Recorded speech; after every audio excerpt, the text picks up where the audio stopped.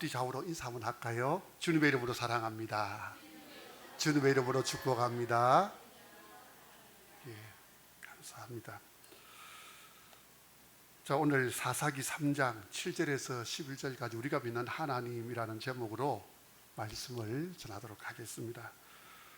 바로 그냥 본문으로 바로 좀 들어가서 좀 그렇게 말씀을 전할게요. 이 본문은 제가 계속해서 말씀드립니다마는 이스라엘 백성들이 흠난했던 가나안 애굽 출애굽 이후에 광야 생활을 거쳐서 이제 적각구려는 가나안 땅에 정복 전쟁을 거쳐서 이 가나안 땅에 본격적으로 정착하기 시작한 사사시대의 초기입니다. 사사시대 초기. 그런데 가만히 보면은 그들의 선조들이 그랬습니다마는 광야에서는 하늘에서 만나와 메추라기가 떨어졌지 않습니까? 그 전적으로 하나님만 의탁할 수밖에 없는 상황이었거든요.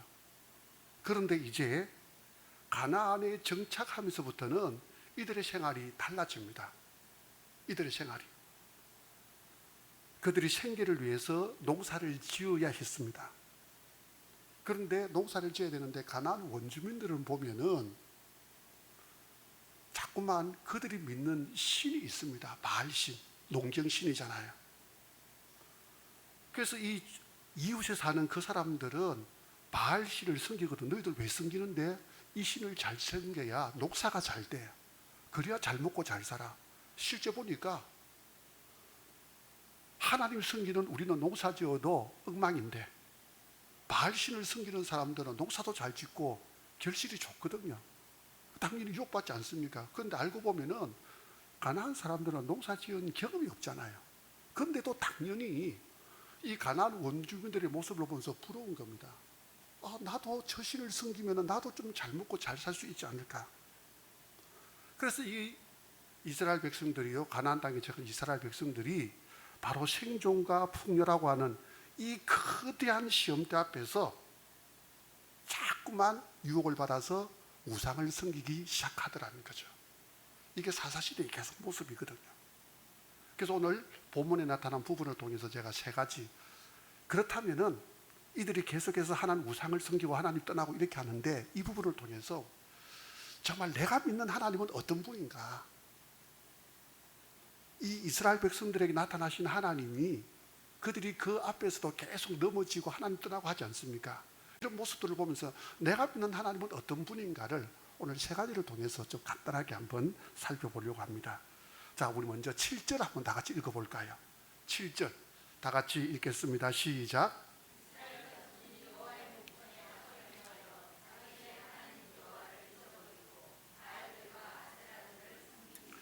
자, 첫 번째로 내가 믿는 하나님은 어떤 분인가, 이 가만히 보십시오. 이스라엘 자손이 여호와의 목전에 악을 행한다. 하나님 눈앞에서 악을 행한다는 거죠. 자, 첫 번째로 제가 말씀드리고 싶은 것은 하나님은 모든 것을 보고 계시는 분이라는 겁니다.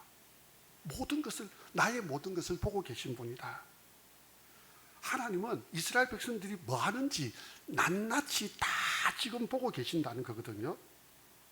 그런데도 불구하고 이스라엘 백성들은 바알과 아세라 우상을 지금 섬겨나가고 있습니다. 자, 여기서 궁금하죠? 우상을 섬기는 사람들의 그 내면 세계가 궁금하지 않습니까? 하나님 다 보고 계신다는 것 알면서도 왜 우상을 섬길까요? 이유가 뭘까요? 자, 거꾸로 이야기해 볼까요? 우리 성도님들 지금 예배당에 들어오기 전에 조금 전까지만 하더라도 바깥에서 직장 생활했고 또 가정에서 가사일 했고 또 운전하면서 수많은 사람 만났지 않습니까? 솔직하게 어떻게 했습니까?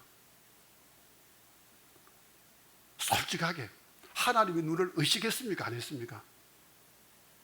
하나님이 나를 지켜보신다는 생각을, 자, 왜 그런가? 이거를 제가 인간적으로 푸는 것이 아니고 성경을 한번 볼까요? 우상을 섬기는 사람들, 죄를 짓는 사람들의 특징이 뭔가 좋은 예가 있습니다. 에스겔 8장 9절에서 12절 찾아봐도 됩니다. 찾아보시면 더 좋겠죠. 제가 한번 이거 찾아볼까요? 이건 한번 찾아보는 게 서로 좋겠죠. 에스겔, 자, 성경 몇 페이지입니까? 구약 성경. 예, 에스겔 8장 예. 잠깐 저도 같이 찾겠습니다. 에스겔 8장 9절에서 12절까지니까 1159페이지.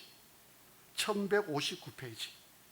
자, 제가 한번 읽어볼게요. 제가 읽을게요. 잘 보십시오.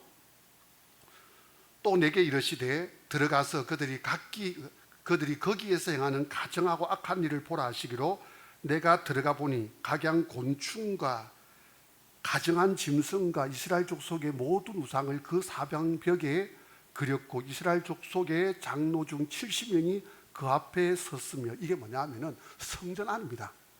성전 안에서 지금 그 벽에다가, 사방벽에다가 우상을 그리고 그렇게 한다는 거죠. 그런데 여기 보니까 이스라엘 족속의 장로 중 몇 명이요?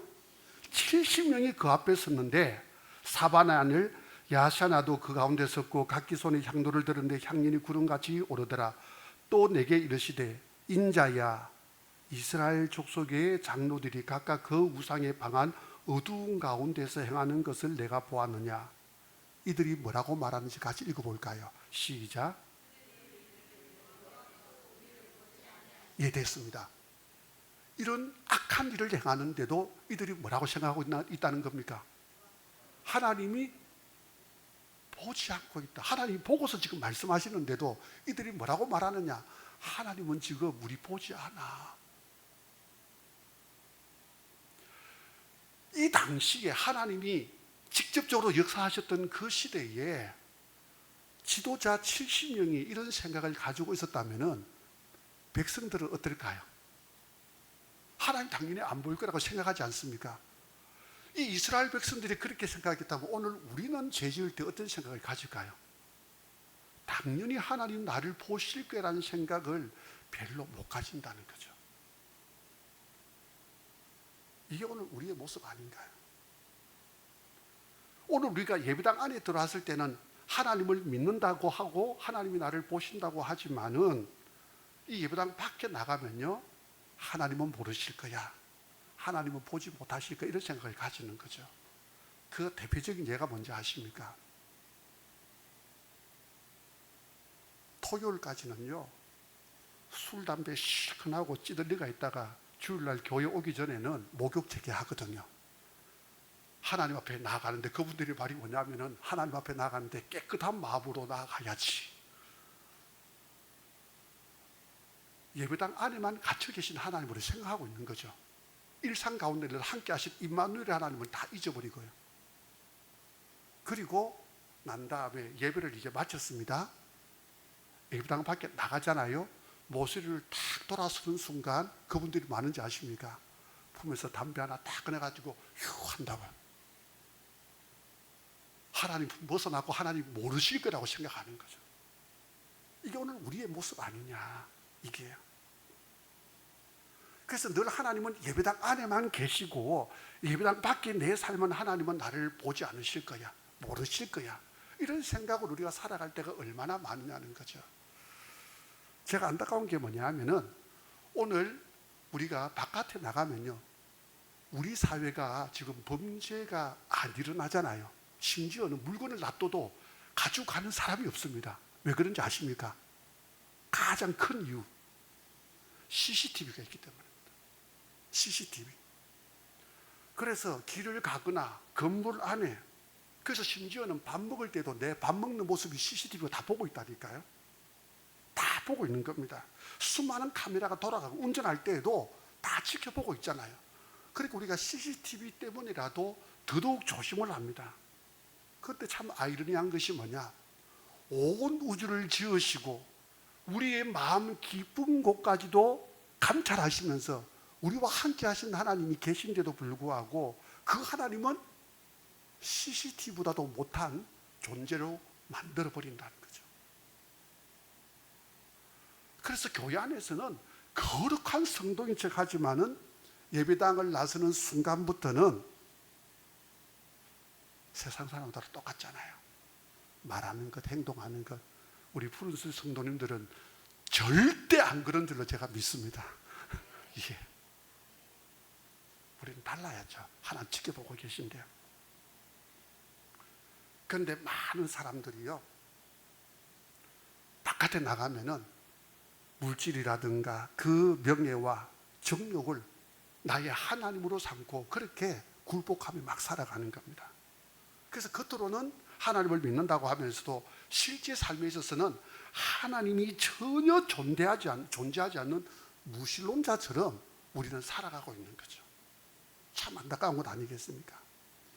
미국의 유명한 농구 감독 존 우든이 이런 말을 했죠. 하이빌스 목사님도 이런 말을 했는데요. 빌 하이빌스 목사님도 존 우든 감독이 이런 말을 했죠.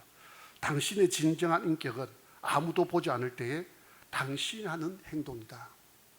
아무도 보지 않을 때에 하는 그 행동이 진짜 내 신앙이고 내 인격이라는 겁니다. 사람들은요, 우리는요 그렇습니다. 내가 예배의 자리에 앉아 있고 내가 이 예배당에서 기도 열심히 하고 봉사 열심히 하는 그 겉모습만 보면서 저 사람은 정말 하나님을 잘 섬기는 사람이요, 거룩한 사람이야, 이렇게 말할지 모릅니다. 이렇게 말할지. 하지만 사람들의 평가에 우리가 그렇게 우리의 감정이 오르락내리락하면 안 된다고요. 정말 중요한 것은 뭐냐? 내가 믿는 하나님, 그 하나님은 내 마음속을 다 들여다보고 계시잖아요. 내가 표현하는 것들, 단어 하나 쓰는 것들, 내 안에 있는 감정들까지도 하나님은 다 지켜보고 계시잖아요. 우리 조금 더 볼까요? 이스라엘 백성들은요 어떤 생각을 가졌느냐? 시편 94편 9절 보면은 뭐라고 말씀한지 압니까? 길을 지으시니가 듣지 아니하시랴, 눈을 만드시니가 보지 아니하시랴. 하나님이 우리 인생에게 귀를 만드시고 눈을 주셨다는 것은 하나님이 듣고 계시고 보고 계신다는 말이잖아요. 이게 증거잖아요. 그런데 우리가 하나님을 보지 못한다, 듣지 못한다 생각할 때가 얼마나 많으냐는 거죠. 뿐만 아니라 시편 139편 2절에서 4절 제가 한번 읽어드릴게요. 주께서 내가 앉고 일어섬을 아시고 멀리서도 나의 생각을 밝히 아시오며 나의 모든 길과 내가 눕는 것을 살펴보셨으므로 나의 모든 행위를 익히 아시오니 여호와여 내 혀의 말을 알지 못하시는 것이 하나도 없으시니이다.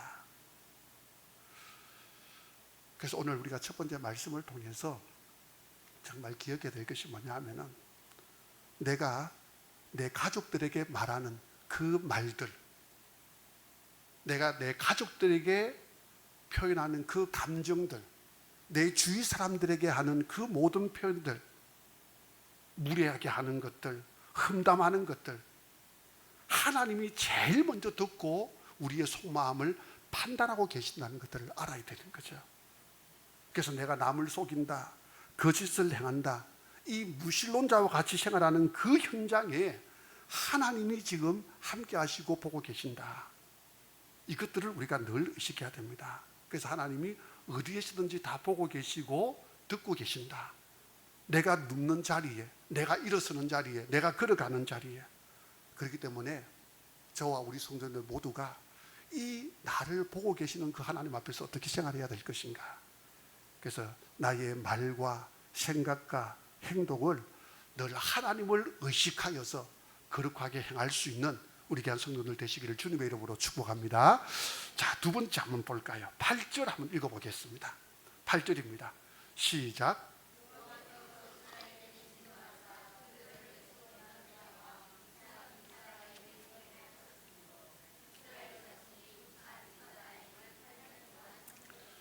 자, 우리가 믿는 하나님은 어떤 하나님인가?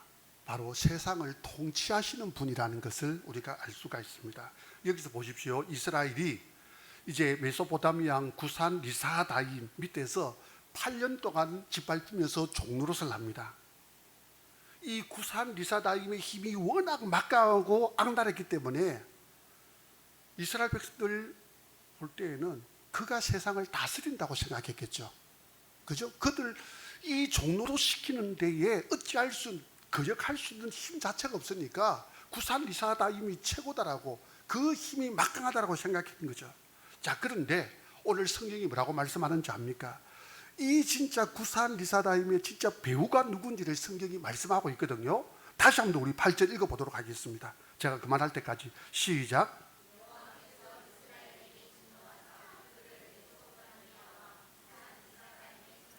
예, 됐습니다. 구산 리사다임의 손에 이스라엘을 팔았다라고 했거든요. 이 판분이 누굽니까? 그러면 하나님이잖아요. 그러니까 하나님은 이스라엘을 징계하기 위해서 메소포타미아 왕까지도 동원시키는 왕, 이방의, 이 이스라엘 안에만이 아니라 그 경계를 넘어서 이방의 왕까지도 얼마든지 동원할 수 있는 분이 바로 내가 믿는 하나님이라는 것을 우리에게 보여주고 있는 겁니다. 제가 오늘 좀 여러분들이 모르는 것들 제가 한번 그림을 좀 보여드리려고 하는데요. 이 다니엘 3장 30절을 보면은 3장 30절에서 33절을 보면은 당시 세계 최강대국이었던 이 바벨론의 느부갓네살 왕이요, 교만 떨다가 하나님께서 한순간에 미친 사람 만들어 가지고 왕위에서 내쫓아 버리지 않습니까? 그리고 다시 회복시키시거든요. 하나님이 이스라엘에만 머무시는 분이 아니라 세계 최강의, 오늘날로 말하면 미국의 대통령도 좌우하시는 분이 하나님이라는 것들을 보여주고 계신데, 자, 에스라 1장 1절 제가 한번 읽어드릴게요. 이렇게 말씀합니다. 에스라 1장 2절. 바사왕 고레스 원년에, 고레스, 페르시아라는 나라를 세운 왕입니다.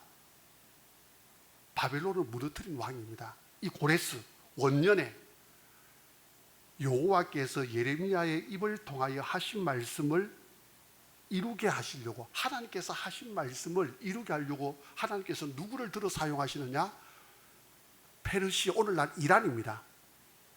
고레스 왕을 들어 사용하셨다는 겁니다. 그래서 고레스의 마음을 감동시키셨다라고 되어 있는데, 그림 하나 좀 보여주십시오. 이게 뭔지 모르죠? 처음 보시죠? 자, 이게 뭐냐 하면은 고레스가 칙령을 내려가지고 바벨론에 있는 이 이스라엘 백성들에게 자유를 줍니다. 자유를 주는데 그 내용이 어디에 담겼느냐? 이 원통에 담긴 겁니다. 이 원통에. 이게 어디냐 하면은 길이가 23cm입니다. 길이가 한 23cm 요 정도 되는 원통이 자그마하거든요. 근데 그러니까 줄로 해가지고 뭐가 막 있죠. 그죠? 이게 언어입니다. 그렇게 막 기록이 되어 있거든요. 점토로 만든 원통형 돌 비문입니다. 여기에 방금 성경에서 말씀하는 고레스 칙령이 여기에 쓰여져 있다고요. 포로민들을 집으로 보내라. 어디에 있는지 아십니까? 이게 어디에 보관되어 있는지 아십니까? 영국의 대형 박물관에 이게 전시되어 있습니다. 이게 현재 대형 박물관에 이게 전시되어 있는 것을 사진으로 찍은 건 제가 찍은 건 아니고요.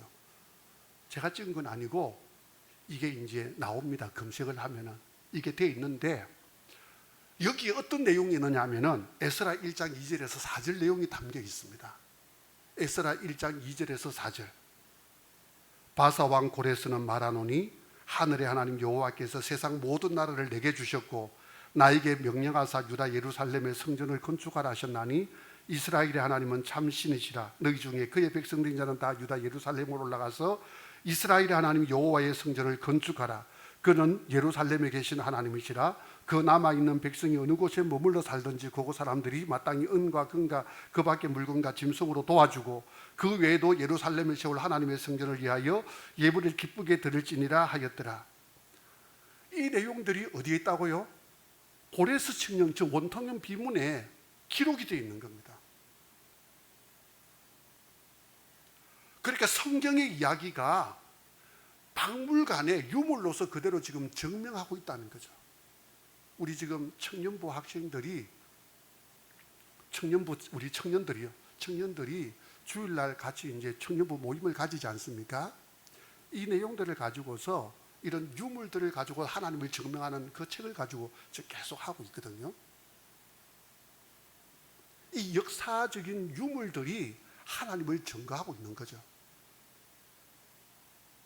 이처럼 하나님은 당시 최고의 강대국이라고 하는 바벨론을 무너뜨린 그 페르시아 바사, 이 고레스 왕까지의 마음도 움직이신 분이 내가 믿는 하나님이라고요. 우리 성도님들이 믿는 하나님이라고요.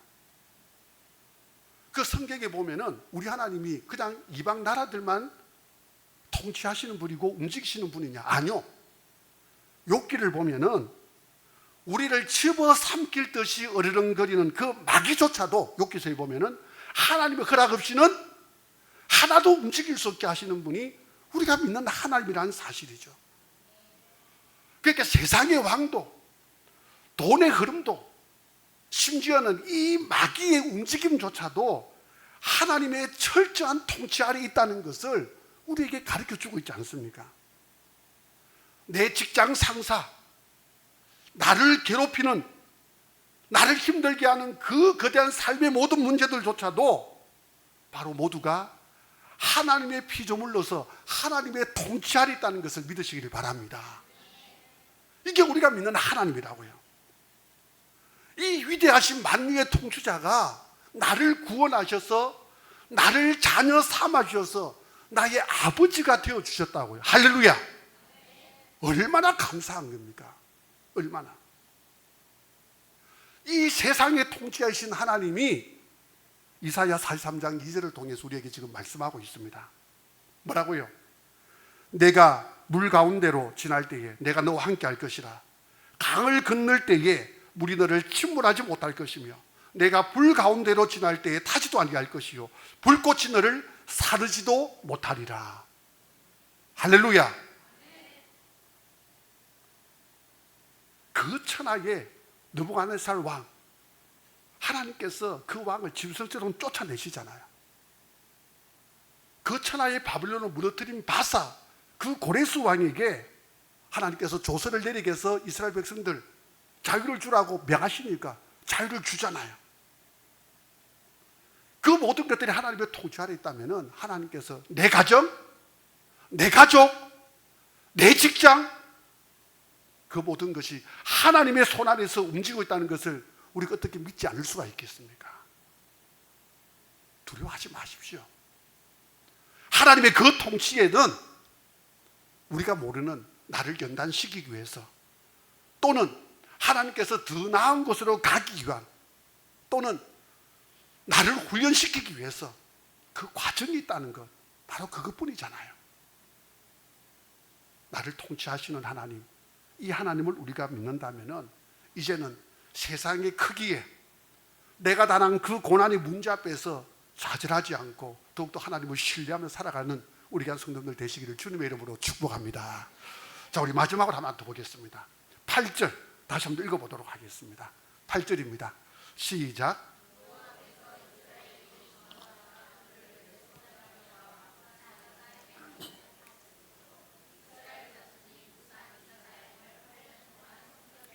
자, 이스라엘 백성들이 진짜 힘든 상황이잖아요. 구산 리사다임이 이 왕의 손에 파셨다. 8년 동안 십발길에서 종노릇 했다. 그런데 여기서 구산 리사다임, 이게 이름이 아닙니다. 구산 리사다임의 뜻이 뭐냐 하면은 별명입니다. 뜻이 뭐냐 하면은 두 배나 악한 자 이 뜻입니다. 와, 한번 상상해 보십시오. 8년 동안 짓밟혔는데 누구한테 짓밟혔다고요? 두 배나 악한 사람한테 짓밟혔다고요. 그게 이들의 생활이 어떻겠냐고요. 내가 생각하는 그 이상으로 두 배나 더 힘들었다, 두 배나 더 고통받았다, 이 말 아닙니까? 우리도 마찬가지죠. 인생을 살다 보면은 내 힘과 지혜로는 도저히 뚫고 나갈 수 없는 이 거대한 벽을 만날 때가 있습니다. 젊을 때야 패기도 있지요.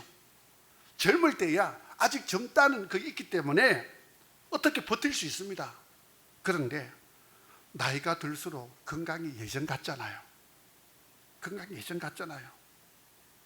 그리고 자꾸 경기가 힘들다 어렵다 하다 보니까 어느샌가 통장 잔고도 자꾸만 바닥을 기고 있잖아요. 더 힘든 건 뭔지 아십니까? 그래도 참을 수 있는데 더 힘든 게 뭐냐?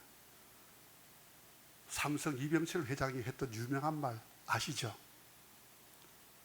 그 엄청난 기업을 만든 분인데도 불구하고 자기가 살아보니까 딱 두 가지가 자기 마음대로 안 되더래요. 두 가지가. 그 하나가 뭐냐면 골프 치는 거. 자기 마음대로 안 되더래요. 또 하나가 뭔지 아시죠? 자식. 자기 마음대로 안 되더래요. 정말 구산 리사다임, 두 배로 악한 자, 오늘 우리에게 누구겠습니까? 자식 문제 아니겠습니까? 자식 참 내 마음대로 안 된다고요. 자식 마음대로. 그때 거꾸로 돌아보면은 내가 부모 밑에 있을 때는 또 안 그랬겠습니까? 우리 부모님이 내 때문에 또 얼마나 고생 많았겠어요. 사실은.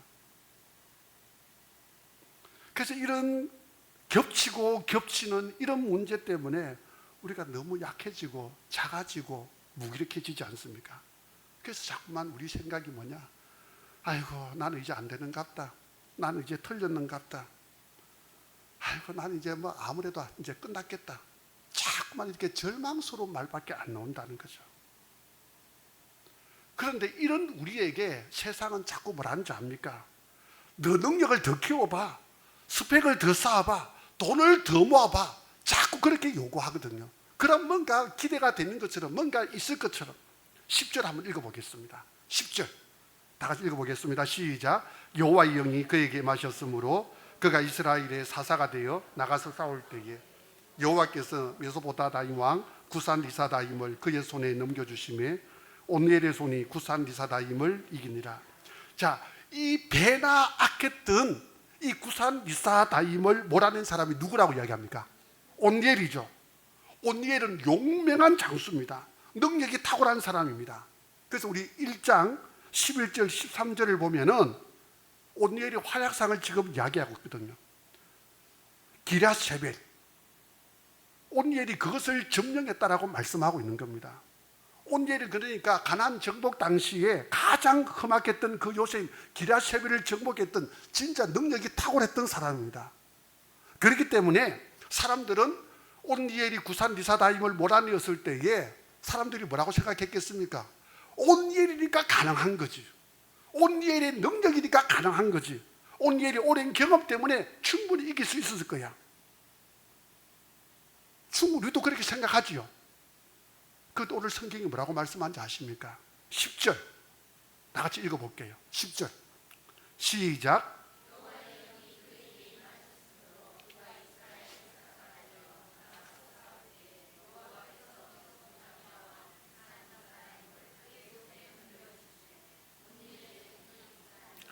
자, 성경이 뭐라고 말씀합니까? 온니엘의 능력이 대단해서 이겼다 이렇게 말씀합니까?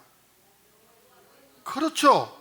하나님의 영, 성령의 은혜가 그에게 부어지니까 하나님께서 구산 리사다임을 온니엘에게 구산 리사다임 온니엘에게 넘겨주니까 온니엘이 이겼다라고 말씀하는 거잖아요. 온니엘의 능력이 아니라는 거죠. 자, 기억하십시오. 사람이 위대하게 쓰임 받는 이유는 그 사람의 능력이 있어서 조건이 좋아서가 아니라니까요.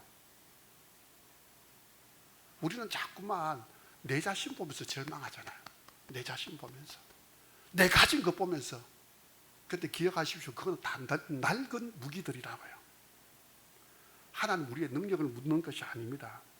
전쟁의 승패는 내 주머니 안에 돈이 얼마나 있느냐, 내 스펙이 화려하냐, 내 경험이 얼마나 많으냐, 거기에 있는 것이 아니라고 성경은 우리에게 말씀하고 있는 겁니다.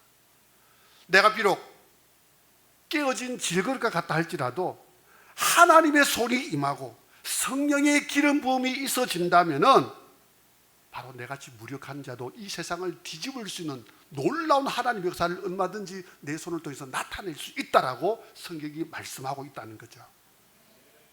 능력이 내게 있는 것이 아니라 누구에 있는 겁니까? 내 안에 계신 하나님께 있다. 그렇다면 우리가 오늘 중요한 것이 뭡니까? 하나님의 손에 붙들리는 게 중요한 겁니다.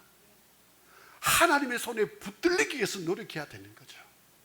오늘 우리의 삶에 있어서 수많은 문제들이 있잖아요. 우리 한 걸음만 좀 뒤로 물러서서 그 시간에 내가 하나님의 손에 붙들리기 위해서 좀 하나님께 기도 좀 더 하고, 하나님의 그 능력에 붙들리기 위해서 내가 하고 싶은 것 좀 참고, 내가 하고 싶은 말 좀 참고 한 발만 좀 물러서 가지고 하나님께서 행하실 수 있도록 그 자리를 내어드릴 수 있는 우리 자신이 되면 어떨까요? 우리 자신이 된다면. 어릴 때요, 우리 큰애가 한 3살, 4살 그럴 때입니다. 이제 그때만 하더라도 저희 집에 식탁이 없었거든요. 그러니까 밥을 먹으려면 이제 밥상을 들고 와야 된다고.